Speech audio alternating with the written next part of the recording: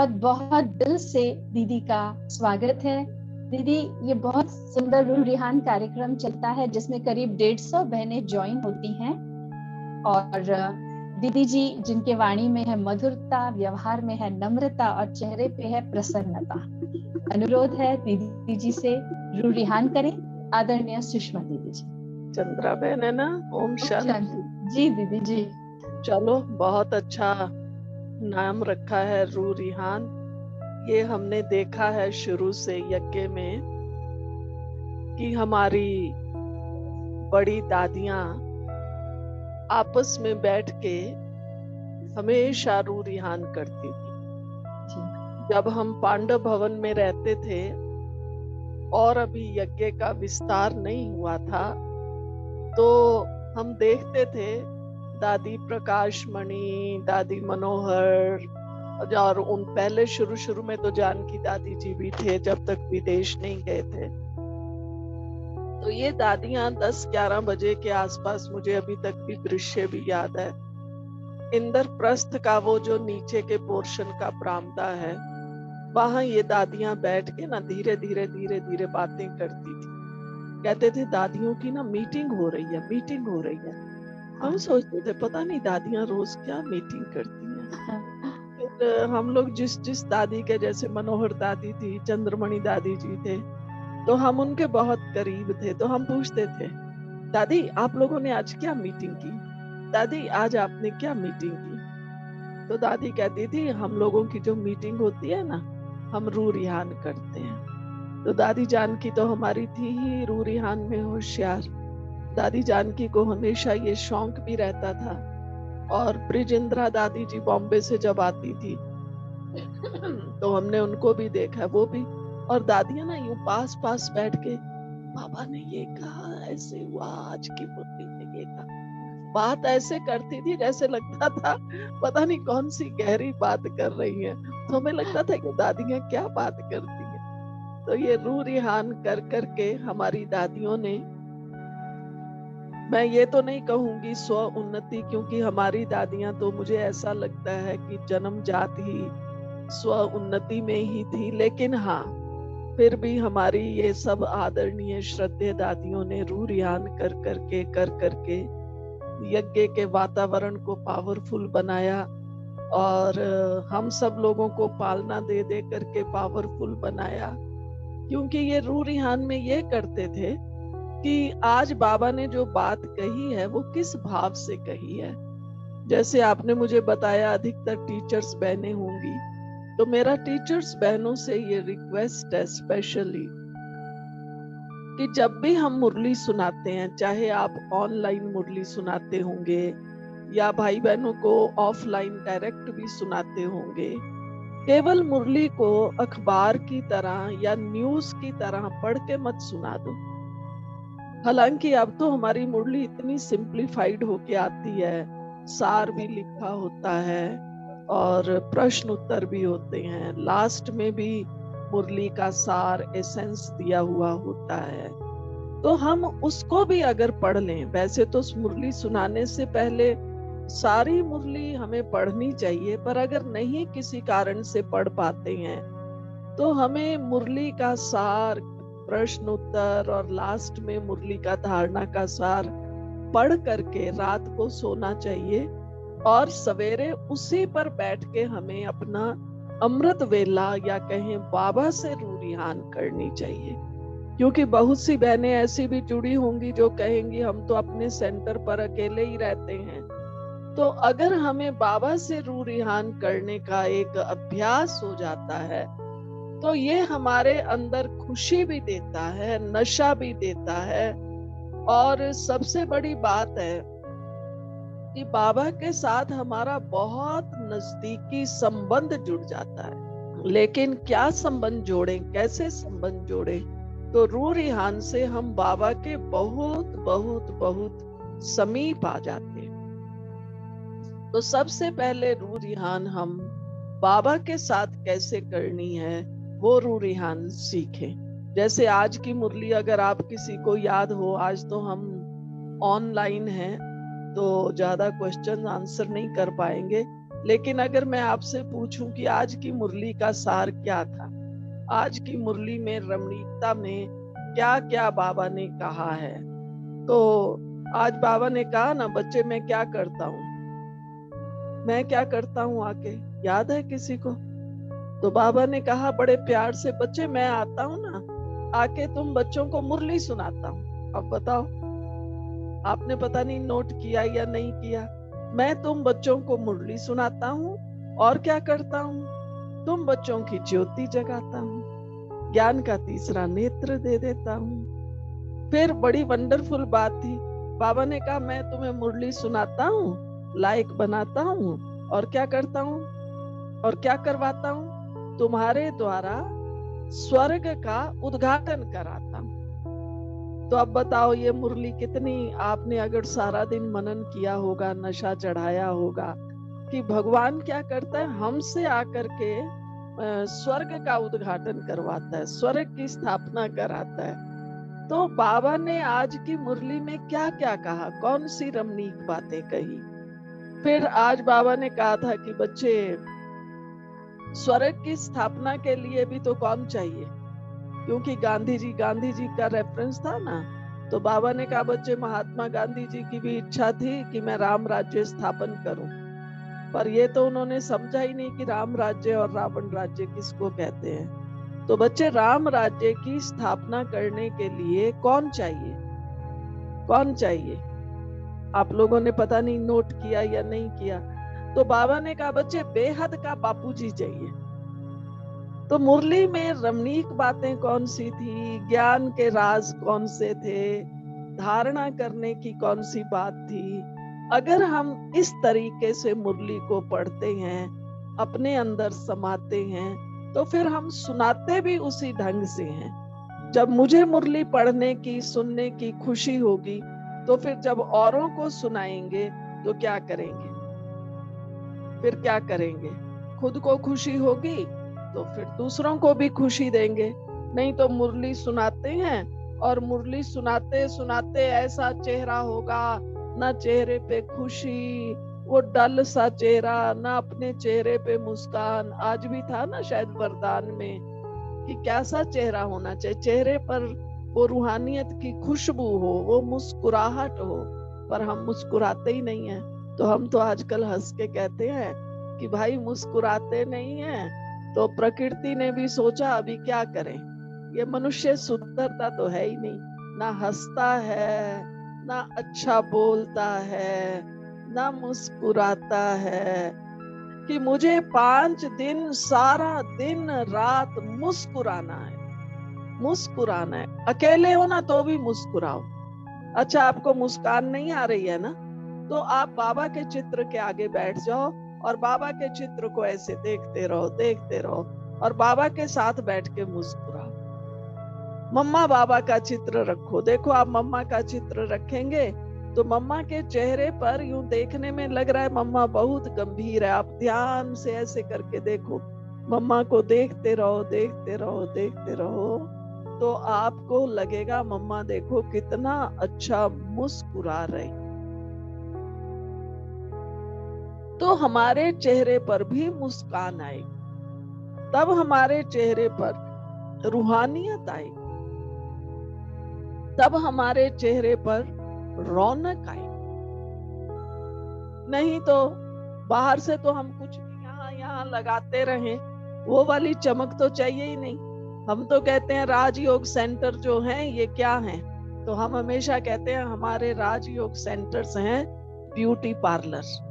आप 1 घंटा सवेरे बाबा के आगे मुस्कुरा के बैठ, भगवान की मुस्कुराहट अपने अंदर भर लो, तो सारा दिन आप मुस्कुराते रहेंगे।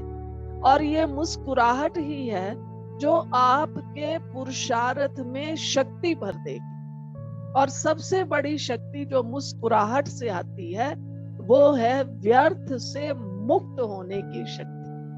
क्योंकि हम मुस्कुरा तभी सकते हैं जब हमारे अंदर व्यर्थ नहीं हो।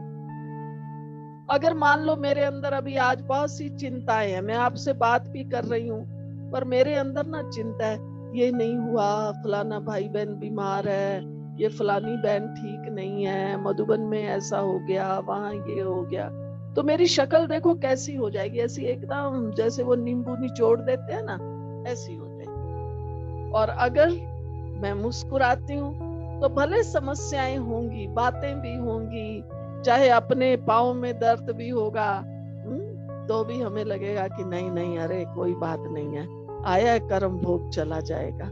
यही तो हमारी दादियों की पहचान थी। आप में से बहुत सी बहनों ने अपनी दादियों को भी देखा होगा। दादियां चाहे कितनी भी कभी बीमार रही होंगी, और जब डॉक्टर मिलने आता था तो दादियां पहले डॉक्टर से पूछती थी, डॉक्टर साहब आप कैसे हैं, ठीक हो?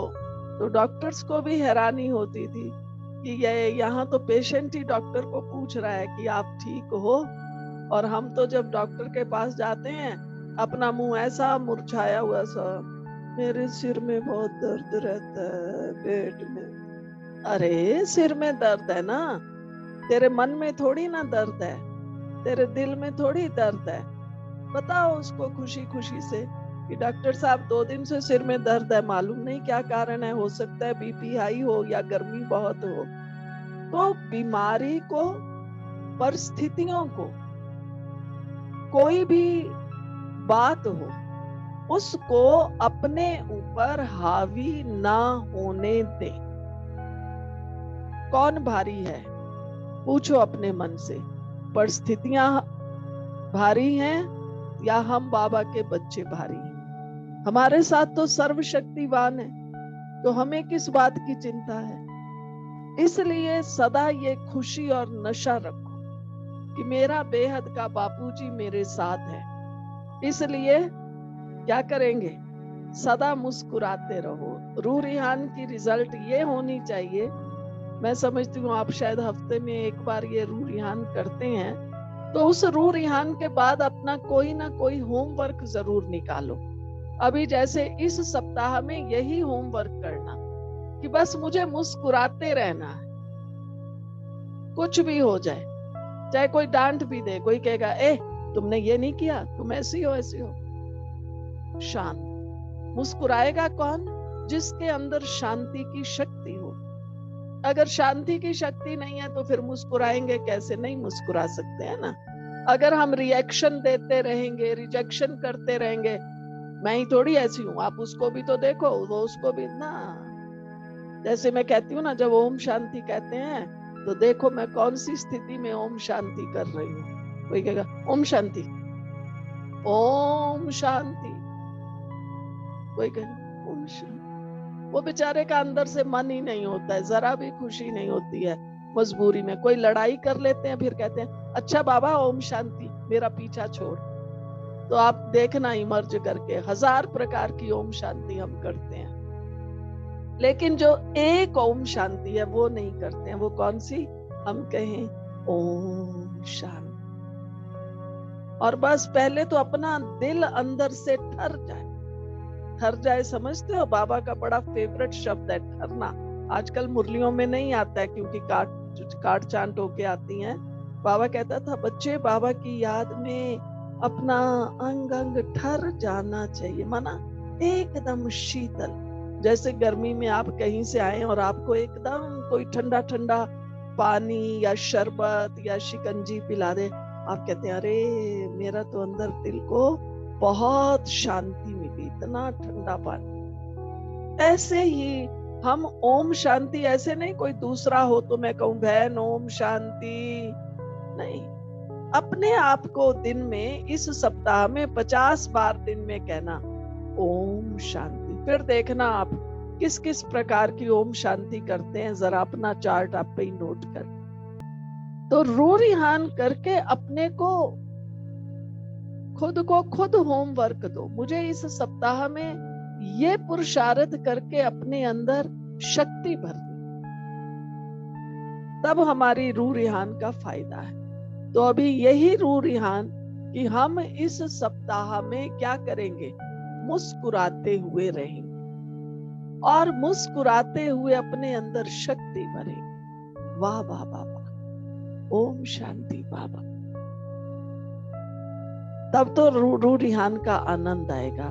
वैसे भी देखो दो शब्द हैं, रूह और रिहान। रूह माना आत्मा, रिहान माना बातचीत करके जो अपनी आत्मा में एक राहत आए। तो हम जब मनुष्य से बात करते हैं ना तो उससे राहत नहीं मिलती है।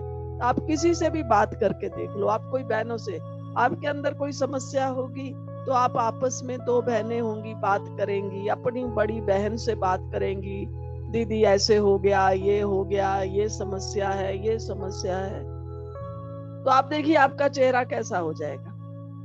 लेकिन मुझे अब केवल बाबा से ओम शांति करनी है और क्या करना है, ये बाबा से रूह रिहान कर, बाबा से मुस्कुराहट की शक्ति लेनी है।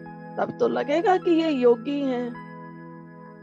खाली सफेद साड़ी और बैज लगाया बस, ये वाली योगी नहीं बनना है। लेकिन हमारे चेहरे से लगे, वाह, जो देखे वो कहे अरे योगी देखने हो तो ये बहनों को देखो।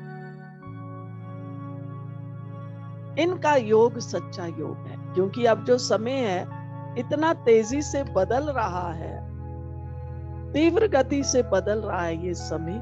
तो इस महापरिवर्तन के समय में हमें क्या करना पड़ेगा, कभी आपने सोचा है? इस महापरिवर्तन के समय में अगर मैं बाबा का नंबर 1 बच्चा बनूं और नंबर 1 बच्चा बन के फिर क्या करूं, बाबा को प्रत्यक्ष करूं। तो प्रत्यक्ष कैसे करेंगे, ये ना सोचो मैं तो अभी 2 साल वाली ब्रह्मा कुमारी हूं या 10 साल वाली या 20 साल वाली, हम थोड़ी कर सकते हैं, हमसे बड़े बड़े बैठे हैं। नहीं, बाबा किसी से भी प्रत्यक्ष हो सकता है। और प्रत्यक्ष करने के लिए कोई एक बहन नहीं होगी या एक भाई नहीं होगा, क्योंकि पूरे विश्व की बात है। बाबा ने बहुत बार मुरलियों में कहा है, बच्चे अंतवाहक शरीर लेके उड़ जाओ। भक्ति में एक रेफरेंस आता है, लीला और चुड़ाला अंतवाहक शरीर लेके उड़ जाया करती थी। तो वो कौन सी बात है, ये बात है हम फरिश्ते बन के उड़ जाएं। कर्म करते हुए ये अभ्यास करें, मैं फरिश्ता चल रहा हूँ, फरिश्ता बोल रहा हूँ, फरिश्ता देख रहा हूँ, फरिश्ता बन के सुन रहा हूँ, फरिश्ता बन के खा रहा हूँ। बस मैं फरिश्ता हूँ, फरिश्ता हूँ, फरिश्ता हूँ, हर घड़ी फरिश्ता।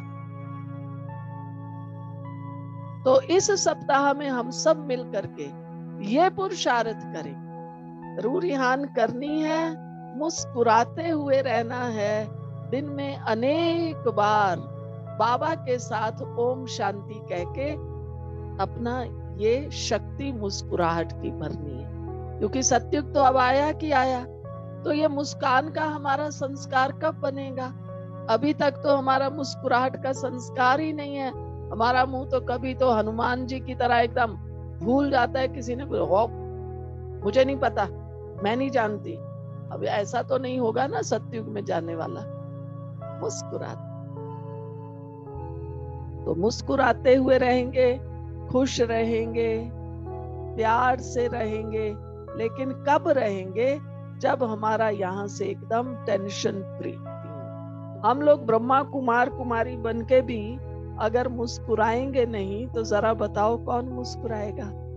हाँ मीठी बहने, दुनिया में तो लोग नहीं मुस्कुरा सकते। अभी कोविड हुआ, आपने देखा होगा कितने लोगों के यहाँ ट्रेजेडी हो गई होगी। अपने यहाँ यज्ञ में भी कई भाई बहन गए, लेकिन यज्ञ में तो बाबा बैठा है। कितना हमको बाबा शक्ति देता है, संबल देता है। और हमें तो ये लगता है हाँ सत्युग आ रहा है तो नेचुरली ये कुछ आत्माएं अब सत्युग की तैयारी के लिए भी जाएंगी। किसी किसी का नंबर लग गया एडवांस पार्टी का। लेकिन हमें अब क्या करना है? अपने भाई बहनों को, अपने सेंटर के वातावरण को, आपस के वातावरण को अच्छा बनाने के लिए सबसे सहज विधि है मुस्कुराते रहे। दीदी अभी जो लॉकडाउन चल रहा है और हम सभी ऑनलाइन सेवाएं कर रहे हैं, लेकिन क्या हम ऑनलाइन सेवा करते समय किन बातों का हमें ज्यादा अटेंशन रखना चाहिए? स्वपुरुषार्थ तो ठीक है, और विश्व की सेवा पर ज्यादा हमें अटेंशन देना है, स्वयं के पुरुषार्थ पर ज्यादा अटेंशन देना है। अब सेवाओं के सब साधन बदल चुके, आप सोचें कि अभी हम कोई प्रदर्शनियां करेंगे, मेले करेंगे, सेमिनार करेंगे, कॉन्फ्रेंसेस करेंगे, योग भट्टियां करेंगे, ये सब नहीं होगा। अब नई विधि अपनानी है, जिस विधि के लिए अव्यक्त बाप दादा हमें वर्षों से कहते आ रहे हैं। और अभी वक्त आ गया है हम अपनी मनसा को शक्तिशाली बनाएं। मनसा सेवा कहना तो आसान है, ये वक्त है तो मनसा सेवा का। हमें ये चिंता नहीं करनी है कि संदेश पहुंचा नहीं पहुंचा, दूसरों को ज्ञान कैसे सुनाएं। नहीं, मुझे क्या अभ्यास, क्योंकि जो मैं करूंगी वो ही मैं दूसरों को समझा पाऊंगी, उसका ही प्रभाव पड़ेगा। तो पहला पुरुषार्थ है मनसा को शक्तिशाली बनाएं। आप देखें, हर कोई अपने अपने को चेक करे, मेरा मन कैसा है। मेरे मन में भय तो नहीं होता है, क्योंकि मनुष्य का सबसे बड़ा शत्रु भय है। मान लो लाइट ही चली गई 1 मिनट के लिए, और ये लाइट चली गई, मोमबत्ती नहीं है, टॉर्च, हम एकदम घबरा जाते हैं, ऊपर नीचे हो जाते हैं। यहाँ तक जो हंसी में कई बार कहते हैं वो छोटा सा चूहा आ गया तो भी हम ऐसे उछल जाते हैं, छलांग, अरे बाबा चूहा आ गया। तो मेरे अंदर सचमुच में शक्ति है, मेरी मनसा एकदम स्थिर शांत चित्त है। तो ये शांति की शक्ति, वो गाना तो हमारे यहाँ चलता है हर घंटे के बाद, शांति की शक्ति से। लेकिन सचमुच अपने मन से पूछे, मेरे अंदर शांति की शक्ति कितनी? जो अभी हमने कहा ना, ओम शांति कहते हैं, पर क्या मेरा मन शांत है? एकदम शांत शांत। बस एक ही पुरुषार्थ कर लीजिए, ज्यादा मत ढूंढिए क्या करूं क्या करूं। एक शांति की शक्ति को जमा करें। सारा दिन कर्म करते हुए, मेरे साथ की 2-4 बहनें हैं, कुछ नहीं किया, नुकसान कर दिया, दूध गिरा दिया, गिलास तोड़ दिया। अब ठीक है, मैंने देखा भी, चलो ठीक है, मेरे से भी गिलास टूट सकता था, मेरे से भी दूध उबल सकता था, मैं भी तो थोड़ा शांति धैर्यता रखना सीखूं। तो ये अभी जो है हमारा पुरुषार्थ मनसा शक्तिशाली। अगर मेरे मन में क्रोध आता है, ईर्ष्या द्वेष आता है, बदले की भावना आती है, तो मेरी मनसा तो बहुत कमजोर है। हम कह तो देते हैं मैंने 1 घंटा आज सवेरे बैठकर फलाने को शुभ भावना का दान दिया, 1 घंटा दिया, फिर 23 घंटे क्या किया? तो हमें अब शुभ भावना का दान नहीं देना है, लेकिन स्वयं को शुभ भावना का एक वृक्ष बना लीजिए, स्वयं को शुभ भावना का एक फाउंटेन बना लीजिए, स्वयं को शुभ भावना का सागर बना ले। कोई कुछ भी करे, मुझे तो शुभ भावना, नदी तो बहती रहती है, उसका पानी सदा ही साफ है। मैं भी शुभ भावना की नदी हूँ, मेरे अंदर शुभ भावना है। मैं 1 घंटा शुभ भावना देने वाली नहीं, 24 घंटे, 24 में से भी 25 घंटे शुभ भावना का दान देने वाले बच्चे। दीदी, हम आपको देखते हैं कि आप सवेरे मुरली भी सुनाते हैं, फिर दिन में कोई ना कोई सेंटर पर आप क्लास भी कराते रहते हैं, फिर शाम को आप योग कमेंट्री भी कराते रहते हैं, फिर अभी रात को फिर सब बहनों से भी मिलते रहते हैं। तो इतना व्यस्त होते हुए भी आपका जो उमंग उत्साह है, जो बोलने की कला है, या आपकी सेवा में जो उमंग उत्साह है, तो हम सबको बहुत एनकरेज करती है। तो आप किस बात पर अटेंशन देते हैं दीदी?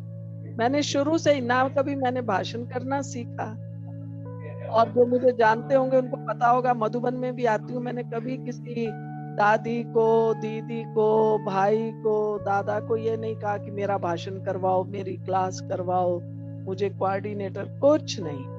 हमारा शुरू से एक ही पुरुषार्थ है। हमने मम्मा बाबा को देखा, दीदी दादियों को देखा। मैं आई भी इसीलिए थी।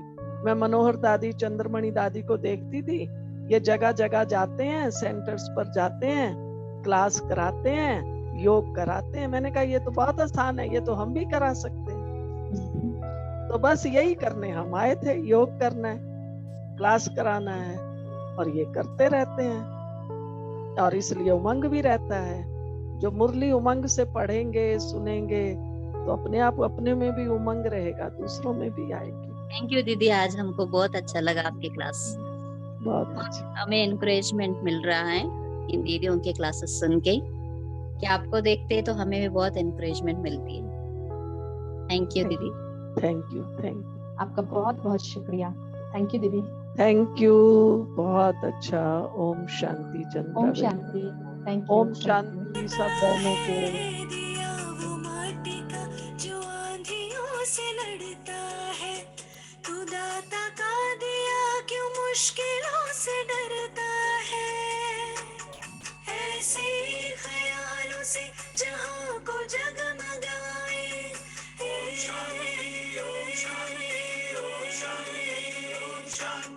ऐसे ख्यालों से जहां को जगमगाए, प्यार का हम ऐसा सिलसिला चलाए, प्यार का सिलसिला हम चलाए।